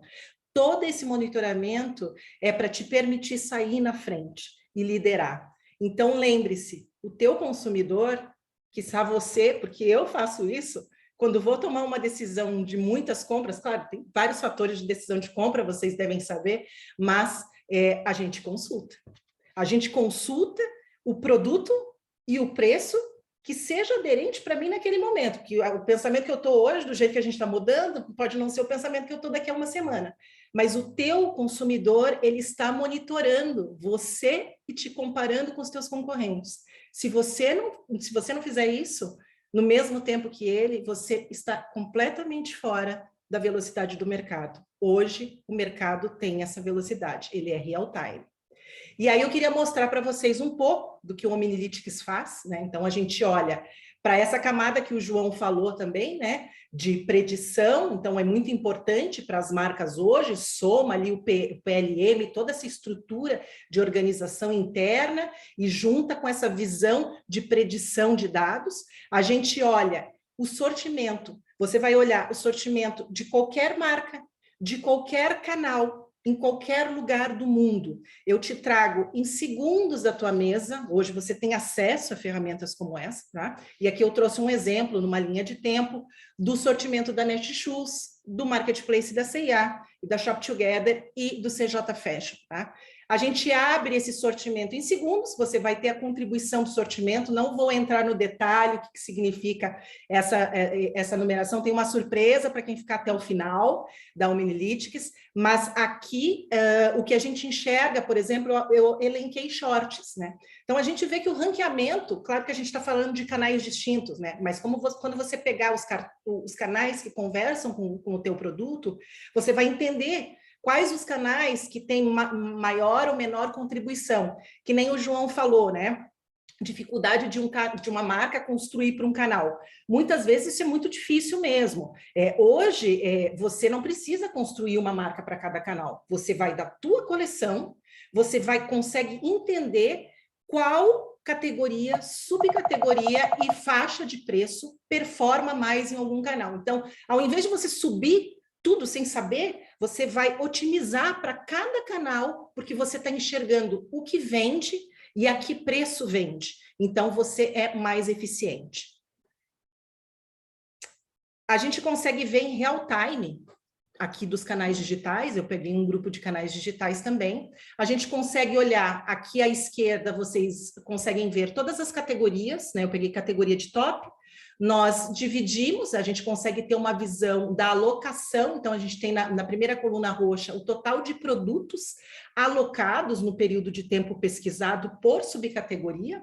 Então, o que a gente consegue ver aqui muito claramente quando eu estou analisando, vamos supor que eu estivesse analisando aqui a da FIT, né? Então, a gente consegue ver a alocação de sortimento. Então, assim, se eu tenho uma composição de camisas, se eu sou uma empresa de camisetas, por exemplo, eu já vejo que eu vou ter uma maior competição, porque eu tenho aqui uma maior alocação de produtos nesse sortimento. Eu consigo entender, na sequência, a mediana de preços que aquele determinado canal, aquele multicanal digital oferece, a mediana de descontos, a quantidade de novidades e reposições que ele coloca, né? E aqui eu trouxe um destaque, né? Então, a mediana ali de preço de R$80, e um destaque de um produto que custa 91 em média e tem um crescimento de venda, então não vou me aprofundar muito aqui, mas o que a gente vê aqui à direita, nas últimas 3 colunas, a gente consegue ver o que está vendendo, tá, gente? Então, a gente consegue entrar no detalhe dos produtos e eu consigo ver o que performa em preço cheio, porque a gente quer entender dos canais o que vende, o que é best-seller. Eu consigo entrar na profundidade e granularidade do produto, entender esses produtos por shape, por cor, por estilos, enfim, você consegue ter uma visão de performance, do que você pode investir, aonde você tem que investir e em que preço você tem que investir. Outra visão muito importante, preço, né? Hoje, como eu já falei, nós, né? Eu me coloco nesse pacote, nosso poder de compra diminuiu, né? Então, exceções dadas para luxo, né? Para premium, mas que aumentou na pandemia, né? Mas a gente tem uma visão que nós precisamos entender em que fatiamento de preço está a alocação. Aqui também uma visão por varejista. Então, se eu estou olhando uma visão de camisetas, eu consigo entender para cada varejista onde ele tem a maior oferta. Então, ali aparece onde tem a maior bolinha, é onde está a alocação. Então, por exemplo, para a Netshoes tem uma alocação maior entre 50 a 100. Na Shop Together, que já é um posicionamento um pouco mais premium, você tem de 150 a 200, e a C&A e assim por diante. Você consegue tanto ver a oferta, como ali eu coloquei em pretinho, né, que é a barrinha de baixo, ela dá um indicativo de esgotamento, né, de sellout. Quais os produtos daquela oferta venderam. Então, você consegue, primeiro, entender o valor percebido do cliente para determinados produtos, porque uma coisa é o que você planeja, o markup, mas como que o cliente está reagindo a essa faixa de preço, né? Essa inteligência. E da mesma forma, nós temos o fatiamento por descontos, entender a estratégia de desconto de um determinado canal varejista, de um determinado marketplace, para você já saber como que vai ser a performance e quais descontos serão praticados para a tua linha de produto. Isso é muito importante hoje. Falando em validação de uptrends e downtrends, né? Entender aqui o que está funcionando em determinado canal. Então, quando eu vou analisar um canal e as marcas com quem eu estarei competindo dentro daquele canal, eu tenho que analisar quais marcas têm melhor performance, e a gente consegue ver melhor performance por shape, como eu falei, por cor. Então, trazendo o dado externo para o presente, lá que a Aline falou, como é que eu vou reagir, né? Como é que eu trago assertividade para o meu processo? Eu vou alocar no canal o sortimento que eu tenho, que eu vejo que está performando. Então, eu potencializo. Então, eu tiro a cegueira de não ver o que acontece no mercado para entender o que acontece. Qual é a mediana de preço? Está aqui à esquerda destacada, de um determinado varejista. Onde estão alocados o maior volume de SKUs? Como está a evolução da tendência de um determinado produto dentro desse canal digital, tá? Fase individual. Qual é a alocação por padronagem, o que vende mais por cores, qual é a alocação maior e o que vende mais por materiais, né? Então, assim, eu vou investir em tecidos sustentáveis. Quais são os shapes e quais os tecidos sustentáveis que performam mais em preço cheio, best seller? Vou para o dado de mercado. Então, como a Anaí falou, vem antes, né? Eu olho para o dado do que está acontecendo, para a predição de futuro e corrijo o meu sortimento aqui, como construir aquele sortimento lindo ali que a Aline fez, aquele processo. Eu já saio com planejamento, sabendo onde eu estou posicionado, onde o meu concorrente está posicionado e o canal digital ideal para o meu posicionamento, que é onde está o meu consumidor. Oportunidades do sortimento por cor.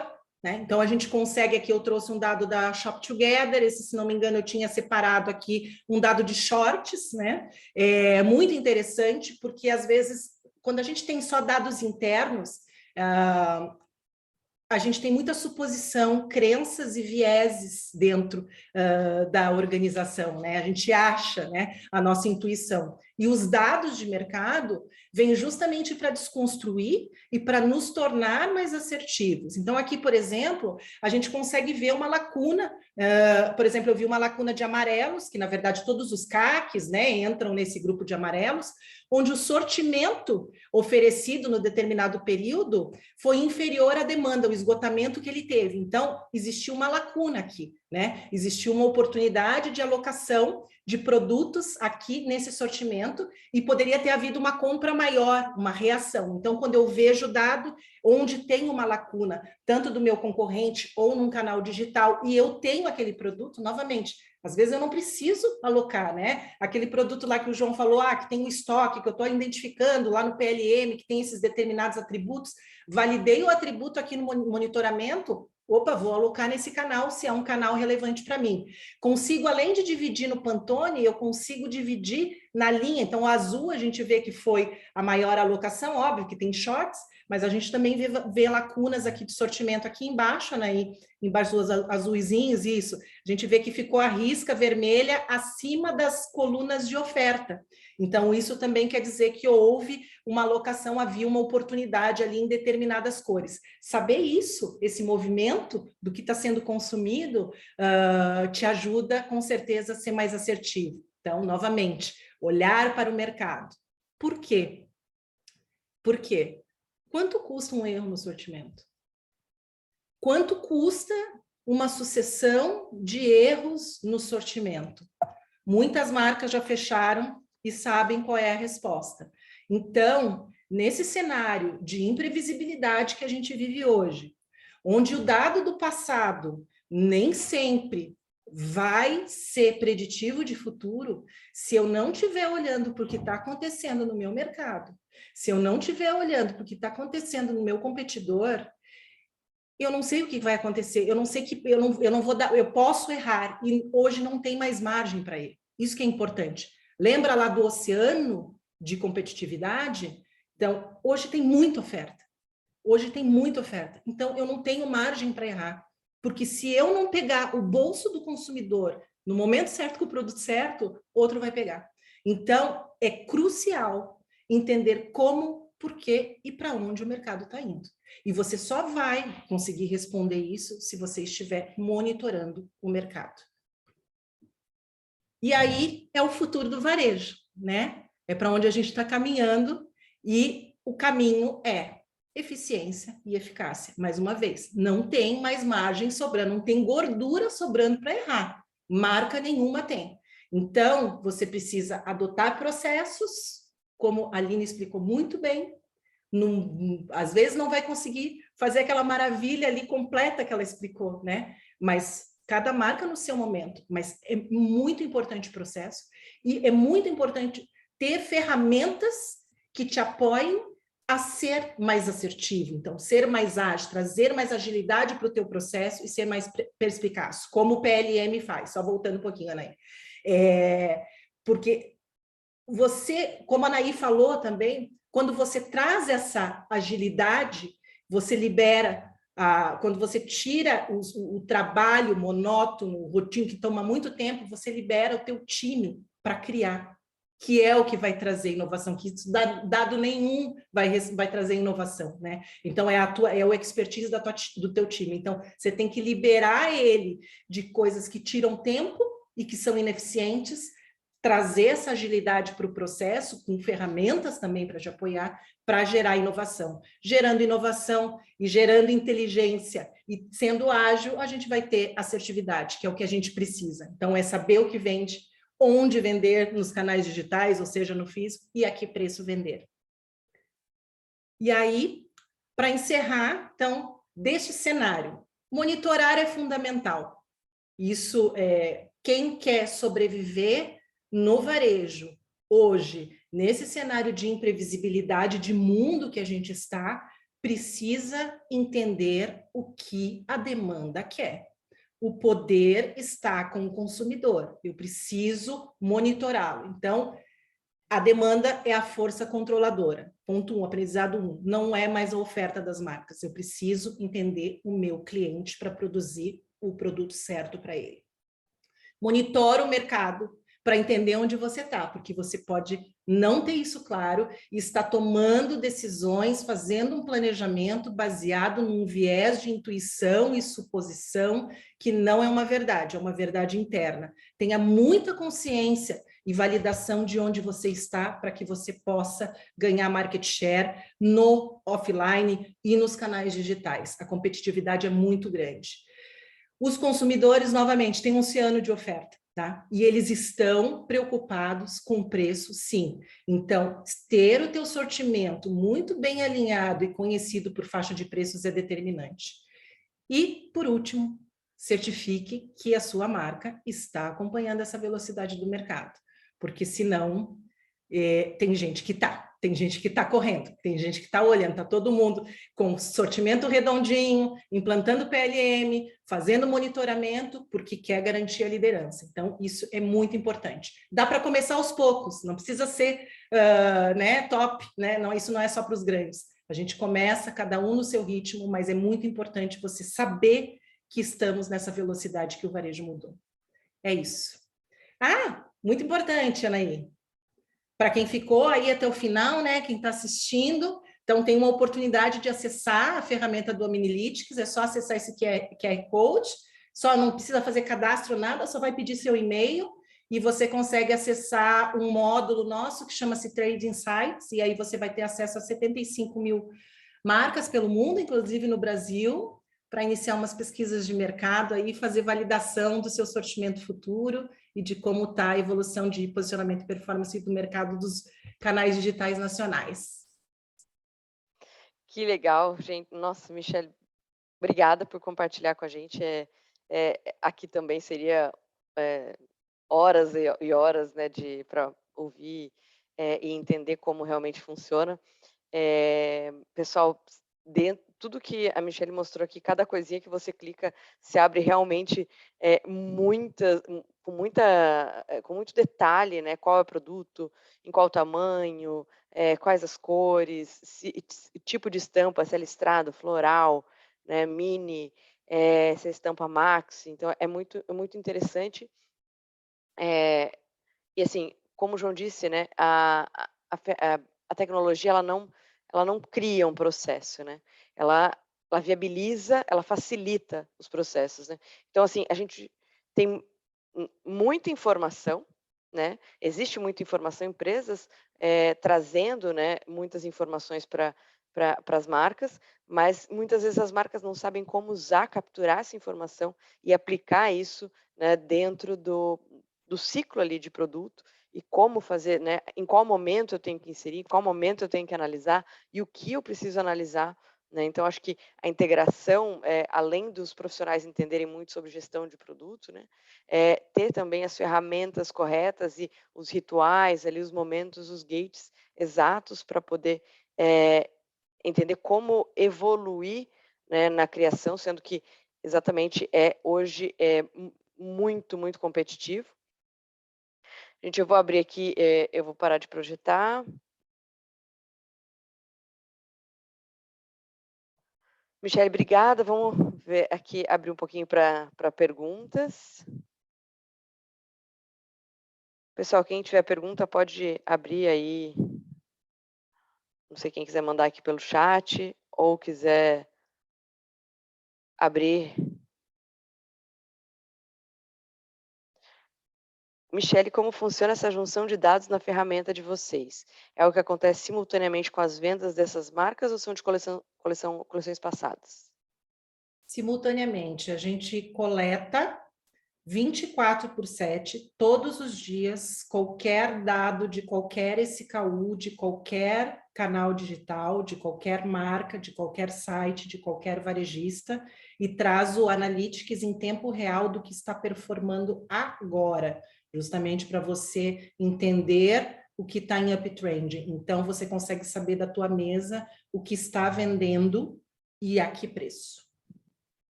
Exatamente. E muitas vezes, né, esses dias eu estava conversando com uma estilista, ela falou assim, eu não sei exatamente em que tipo de jeans eu aposto, né? Se há um tempo atrás a gente tinha algumas tendências muito específicas acontecendo, né, um shape muito específico, hoje em dia é tudo muito amplo, né? Então a gente já não sabe mais exatamente em qual shape apostar. De um lado, a gente tem alguns grupos falando que skinny não vende mais, outros querendo wide leg, outro calça mais alta. Então, assim, existe muita opção e existe muita liberdade, né, para o consumidor. Ele consegue, se antes, né, todo mundo meio que saía uniformizado, hoje em dia, né, é muito dinâmico.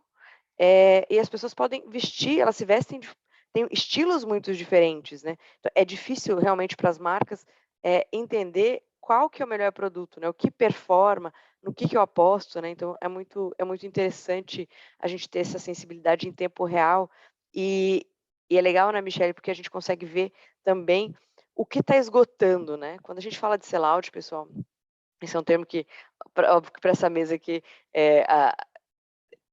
a gente come no café da manhã com pão, essa palavra, e que é o esgotamento, né? Quando acaba o estoque de um produto, a gente chama de sellout, né? Sold out, e a gente entender ali na venda, né, do varejo, na venda final para o consumidor final, o que acabou, né, no estoque, né? O que esgotou? Óbvio que a gente não consegue saber quanto foi produzido daquele produto, né, pelo concorrente, mas a gente consegue entender que existe demanda para aquele tipo de produto, né? E ali, acho que é importante falar isso, que a agilidade de uma marca em reagir a esses dados é tão importante quanto obter os dados, né? Porque se você obtém os dados agora e só consegue reagir em 6 meses, 1 ano, você perdeu a informação, né? Então, achar o momento do seu cliente, isso é muito importante também, e é nisso que se pluga, né, o PLM, tudo muito amparado pela estratégia da marca, né, do produto, onde a gente, em que tipo de categoria a gente quer crescer, mas depois a gente entra no detalhe que tipo de produto a gente pode aproveitar aí as oportunidades de mercado. Como essas estratégias seriam aplicadas em uma marca, por exemplo, que trabalha com slow fashion? Espera, tem uma outra pergunta antes aqui, gente. Trabalho no segmento de uniforme e gostaria de saber se as ferramentas apresentadas podem ser usadas nesse segmento. Com certeza, né? O PLM, na verdade, é ideal, né? É até assim, é perfeito para esse tipo de produto mesmo, né? Porque você até uniforme, pensando que seja mais padronizado, você consegue otimizar muito a equipe, ter muito mais dados, é mais fácil para fazer a distribuição de atributos, né? Então, assim, do que quando uma marca é de moda, ela tem esses atributos do produto, se é gola alta, se tem um debrum, se é enrugado, se é liso, se é brilhante, se tem zíper, se tem botão, que é a cor do botão, a cor da costura, todos esses atributos do produto, né? Quando uma empresa, quanto mais moda tiver, mais complexo vai ficando o tagueamento desses produtos, né? No caso do uniforme, é menos, né? Tem menos dessas variáveis e acaba é possível tirar ainda mais proveito da ferramenta, né? Porque agiliza muito o processo, né? Facilita aí a interação entre áreas diferentes, pode ser inclusive compartilhado ali com o cliente final, né, João? A ficha técnica, foto de fitting, tudo meio que online, tudo completamente online, né, em tempo real. Então a gente consegue acelerar também esses processos. Exatamente. Falei bem, João? Falou, pô, melhor que eu poderia. Eu só complementaria, Zaf, essa parte de aprovação, né, interação com o cliente, que é um desafio. e é um mecanismo que você tem de ter tudo registrado.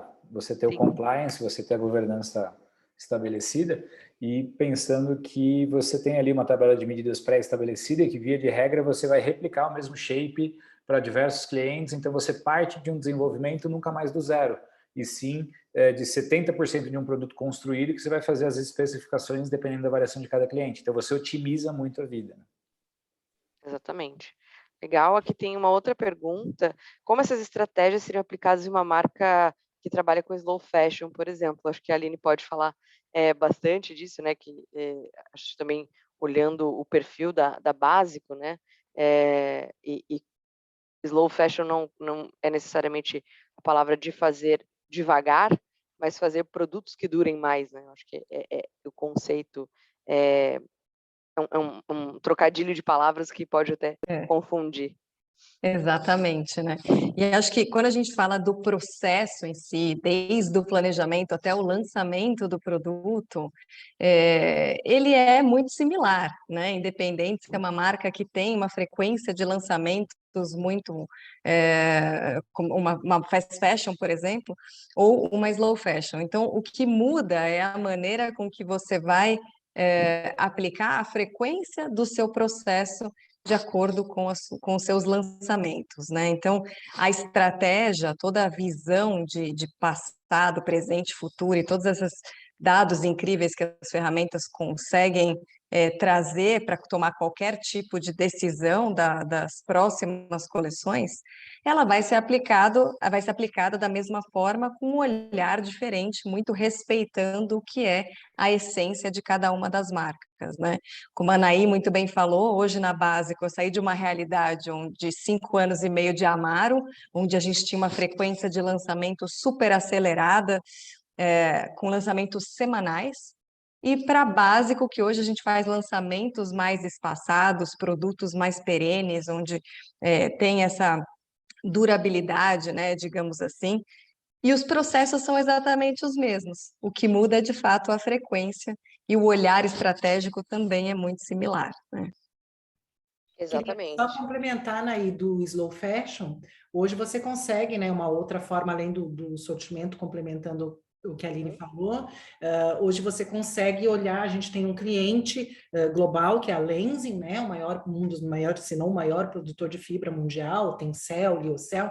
Então, você consegue olhar para produtos, por exemplo, para determinadas matérias-primas. Então, você consegue entender, por exemplo, para algodão orgânico, quais são exatamente os produtos, em que shapes, né, estão melhor performando em preço cheio, né, estão indo a esgotamento, tal sellout em preço cheio, não no desconto, entender o que performa mais para justamente você apostar estampas, enfim, cores e shapes, por inclusive fibras sustentáveis. Então, isso está crescendo muito no mundo, essa visão de olhar produto sustentável, inclusive na Malve, é um dos olhares, né, de conseguir agregar o sortimento a essa eficiência de sustentabilidade que é magnífica.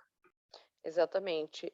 Quando a gente pensa, né, na Malve, nos produtos, é muito pensando, além, né, da qualidade, né, intrínseca do produto, para que ele dure, existe também toda a parte de design do produto, né, que seja um produto que você consegue usar por diversas estações, né, ou no caso dos produtos infantis, que você consiga passar de um filho para outro, né, ou então passar para, enfim, até mesmo revender esse produto, então que ele dure mais, né, a gente tem, a empresa tem muito esse cuidado.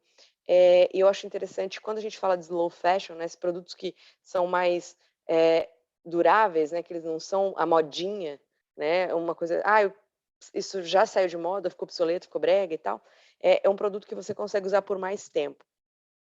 Olhando, né, quando a gente olha aqui os exemplos que a Michelle trouxe da Omnilytics, muito interessante olhar, por exemplo, para essas marcas, né, no caso de uma slow fashion, como performa as estampas, por exemplo. Então, floral. Floral é algo extremamente perene. Toda marca tem floral, mas qual é o tipo de floral que nunca sai de moda? Então, acho que é isso que é interessante. Qual o tipo de listra que nunca sai de moda, né? Então, isso é muito legal olhar, e como a curva ela é menos inclinada, né?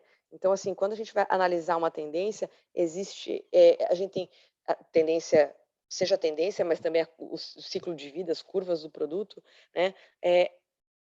Tem alguns produtos que tem uma curva muito empinada e depois ela cai, outra que é um pouquinho mais e tem uma outra que é um pouco de cauda um pouco mais longa, né? Então, que é onde se posiciona ali marcas mais básicas, marcas mais atemporais.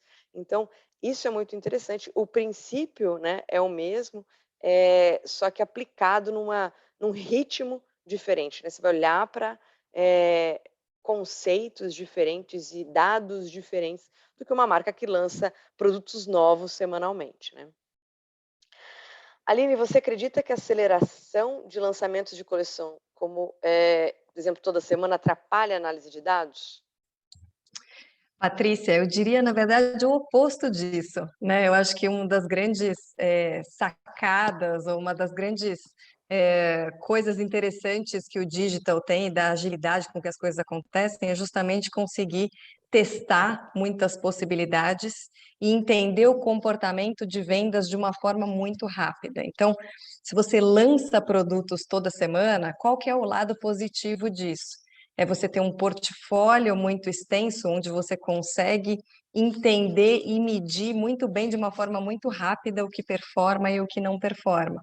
Você consegue criar um histórico com mais rapidez, com mais agilidade, que isso vai te ajudar lá naquele passado que eu falei, que é onde se olha para todo esse histórico. Quando a gente fala de uma marca que tem um ritmo de lançamentos mais desacelerado, o lado negativo, digamos, em relação às análises, é que você demora muito tempo para fazer uma construção de um histórico de performance, né? Então, eu diria que, na verdade, esses lançamentos muito frequentes, eles ajudam a você ter um maior volume de dados. É isso mesmo, muito legal. E quanto mais você testa, né? E aí, quando a gente fala de agilidade, métodos ágeis, né? Agile, né? Eu acho que eu adoro os termos, porque todo mundo acha que é tão difícil de aplicar, mas na verdade é exatamente sobre isso, né? Você testar muitas coisas, você testar muitos produtos. O downside disso é o custo, né, gente? Porque você tem que fazer lotes muito pequenos. E o fato de fazer lotes pequenos tem um custo, acaba tendo um custo de produto muito alto. E isso, na verdade, acaba influenciando bastante na decisão. Então, o que muitas empresas estão fazendo é um mix desses dois modelos, né? A gente ter aquilo que a gente programa com mais longo prazo e inserindo as coisas mais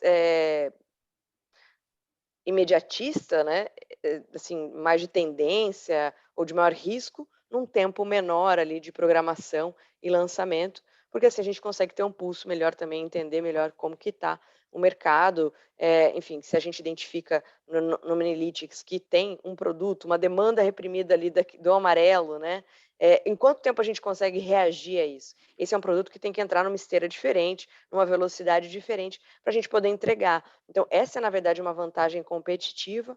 Muitas pessoas não conseguem, muitas empresas, né, não conseguem capturar essas oportunidades, tá?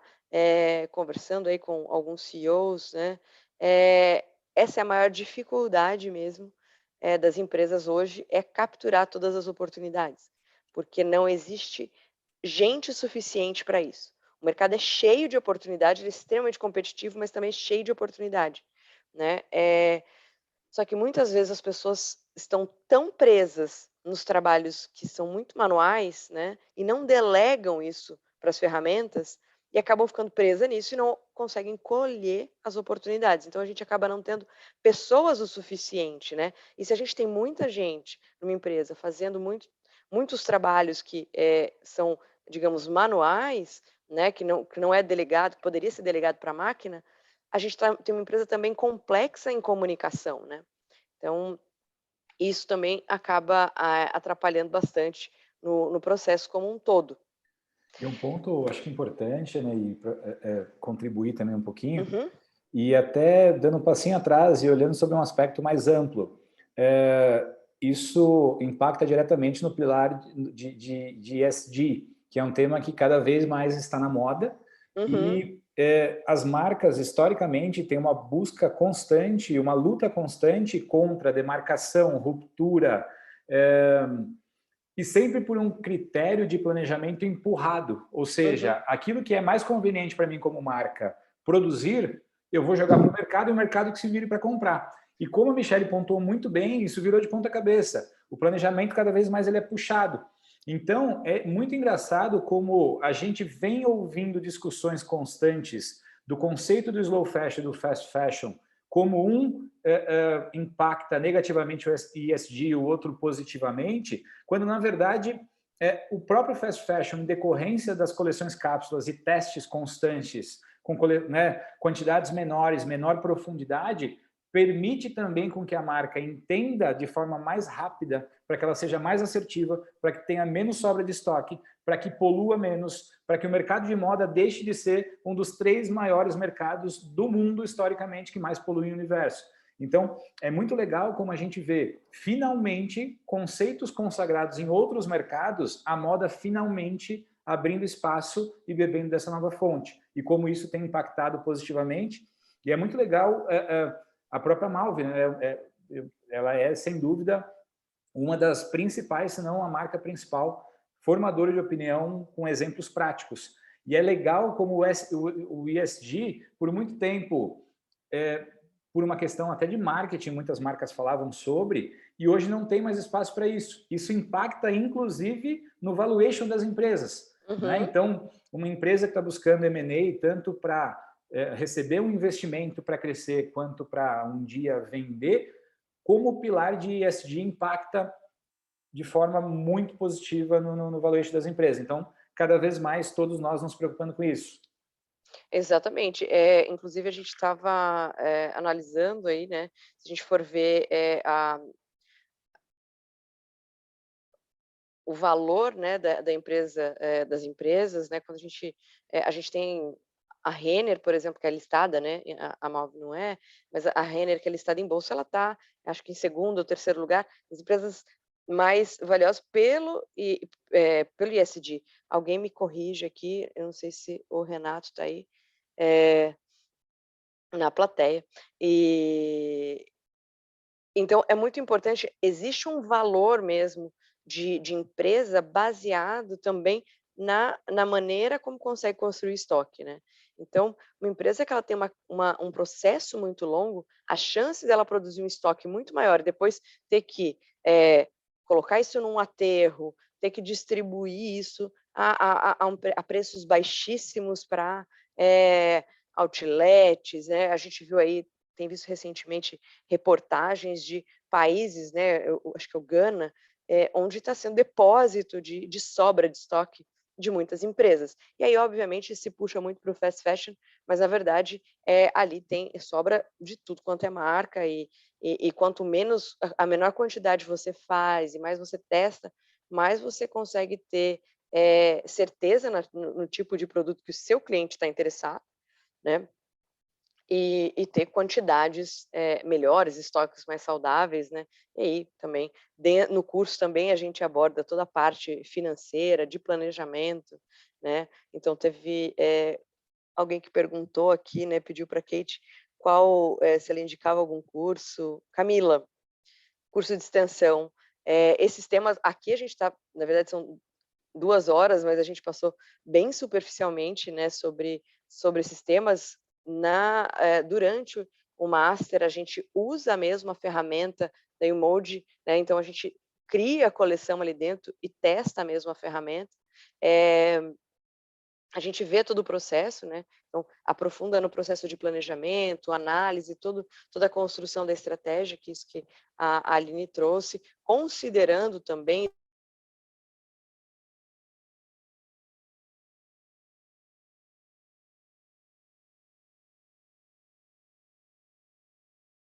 então, opa, vocês estão me ouvindo? Voltou. Agora voltou, tinha deu uma travado, travadinha. Apareceu aqui conexão instável. E, bom, mais perguntas, pessoal? Então, acho que eu posso ir para os agradecimentos. Nossa, foi maravilhoso, gente. Assim, ó, eu que estou vindo das mesas, né, contínuas, finalizar com produto, na verdade, a gente devia ter começado o dia com produto, mas foi provocativo finalizar com produto, porque a gente acabou de sair de uma mesa de multicanais. E aí você começa a falar de atacado on, atacado off, loja física, e-commerce. Tá, então já tenho pelo menos 4 estoques aí que eu tenho que olhar. Tá bom, aí ninguém tem RP. Tá, beleza. Aí ninguém sabe o sortimento que está vendendo em cada canal. Meu, é um caos, tá um caos, gente. Então, a gente vê poucas empresas que de fato entenderam a importância da tecnologia na tomada de decisão, né? Nem o digital, mas o uso da tecnologia, a adoção da tecnologia na tomada de decisão. E no ganho do business, né? Foi, assim, para a gente que trabalha com a consultoria e acaba de alguma forma ou outra tocando no quesito produto, foi colírio para os ouvidos aqui escutar tudo isso, foi muito bom. Parabéns, sensacional o bate-papo. Boa mesa, gente, também. Estou muito feliz. Acho que Kate é sempre muito legal trazer. Eu adoro esse evento, né? Estou desde o primeiro e adoro. Acho que é um momento muito especial, assim. A SPM muito visionária, lançar esse master é muito necessário, assim. Tem os profissionais que fazem esse master, a gente já teve algumas turmas, e tem mesmo um grande diferencial na compreensão. Inclusive, contratei uma das alunas daqui do mar. Exatamente, Dona Nathalie, que está aqui, olha aí, ela aí. Aqui é muito bom, esse curso é excelente. E contando, né, até quanto muda a visão, né, o quanto o curso é completo, né, a gente está num processo na Malve de uma grande transformação digital, uma empresa aí de mais de 50 anos, né, é muito interessante. A Nathalie trabalha com marketing, mas quanto o fato dela entender, né, ter passado por toda a jornada, né, de business digital, né, faz com que o trabalho seja muito fluido. Então, ela se adaptou muito rapidamente, a companhia, ela entendeu as necessidades da companhia com muita facilidade, ela sabe a quem recorrer e ela compreende, né, o processo como um todo, né? Então, e o que eu falei no começo, né, os profissionais transversais, né, eles são os profissionais que vão mais sobressair no mercado, né? Independentemente se você trabalha com produto, você tem que entender de marketing, né? Uma das coisas que a gente trouxe, né, uma das grandes mudanças que a gente trouxe na Malve, é realmente o time de marketing e estilo criam o produto, desenham o conceito da coleção juntos, né? Então, ele já nasce instagramável. Então, isso é uma grande revolução para uma empresa de mais de 50 anos, né? Tudo isso só é possível se o profissional de produto entende de marketing, se o profissional de marketing entende de produto, se o profissional do canal entende de produto. Então, assim, não basta, não existe mais como trabalhar em silos, né? Eu só entendo de produto, eu só entendo de comunicação, eu só entendo de venda. Não dá mais, né? Então, a gente tem aí, acho que o João é um grande exemplo disso também, né? Contando as empresas que fundou e vendeu e deram certo, né? E continua dando certo, é muito porque a gente vê currículos muito transversais, né? E ter esse conhecimento, né, de ponta a ponta é, sem dúvida, muito importante, e esse é um primeiro passo, né? Depois, obviamente, tem aprofundamentos aí em cada área, mas, sem dúvida, assim, não porque eu sou professora desse master, mas eu realmente acho que ele é o melhor que existe hoje, assim, eu recomendo inclusive para todas as pessoas que me perguntam, mas, gente, não sou enviesada, realmente eu acredito e escolho dar aula aqui também, aceitei o convite maravilhoso da Kate, porque eu realmente acredito que esses são conhecimentos que faltam muito no mercado, né? A gente tem dificuldade de recrutar profissionais que tenham esse tipo de conhecimento, né? Poxa, aqui a gente está falando de produto, mas a gente tem aulas de de growth, a gente tem aulas de multicanal, né? Então, tudo isso é de diferentes, assim, professores excelentes. Então, é sem dúvida Acho que a Kate travou e voltou. Ou fui eu que travei? Não, eu também estou travando. Eu queria aproveitar que eu estou aqui conectada, não sei se vocês estão me ouvindo ou não, mas eu estou conseguindo falar. Agradecer a todos vocês por essa mesa maravilhosa, agradecer a Anaí pela mediação. João, maravilhoso estar com você, com a YouMode ali na SPM com a gente. Aline, a gente se fala em breve também. E Michelle, eu te espero para a gente fechar essa nossa parceria aí com a Minilytics também para os nossos alunos, hein? Bora lá! Uau, que máximo, né? Isso é bem legal. Então, é isso, pessoal. Muito obrigada. Os nossos nomes vocês têm aí, podem seguir, procurar a gente, dúvidas. Acontece bastante, né? É raro, mas acontece muito, né? Tem esse meme também. Que as pessoas às vezes procuram por nós no LinkedIn, Instagram, né? Para tirar dúvidas do curso também, né? Às vezes por vias, como a gente entende que os nossos alunos também são conectados em diferentes plataformas, né? E não mandam o formal e-mail, né? Então, tá tudo bem, podem entrar em contato com a gente no canal que for mais fácil aí para vocês, para tirar dúvidas. Estamos super disponíveis aqui e espero encontrar esses nomes aqui na nossa lista dos próximos alunos. E quem sabe aí, até dos próximos funcionários que a gente for contratar. Né? Então, tá bom. Tchau, gente, pessoal. Obrigada. Boa Foi um noite para prazer, todo mundo, gente. viu? Boa noite. Obrigada, Tchau. Michelle, Boa noite. João, Aline. Boa Obrigada a noite. vocês. Até a Beijos. próxima. Tchau, Tchau, tchau. tchau.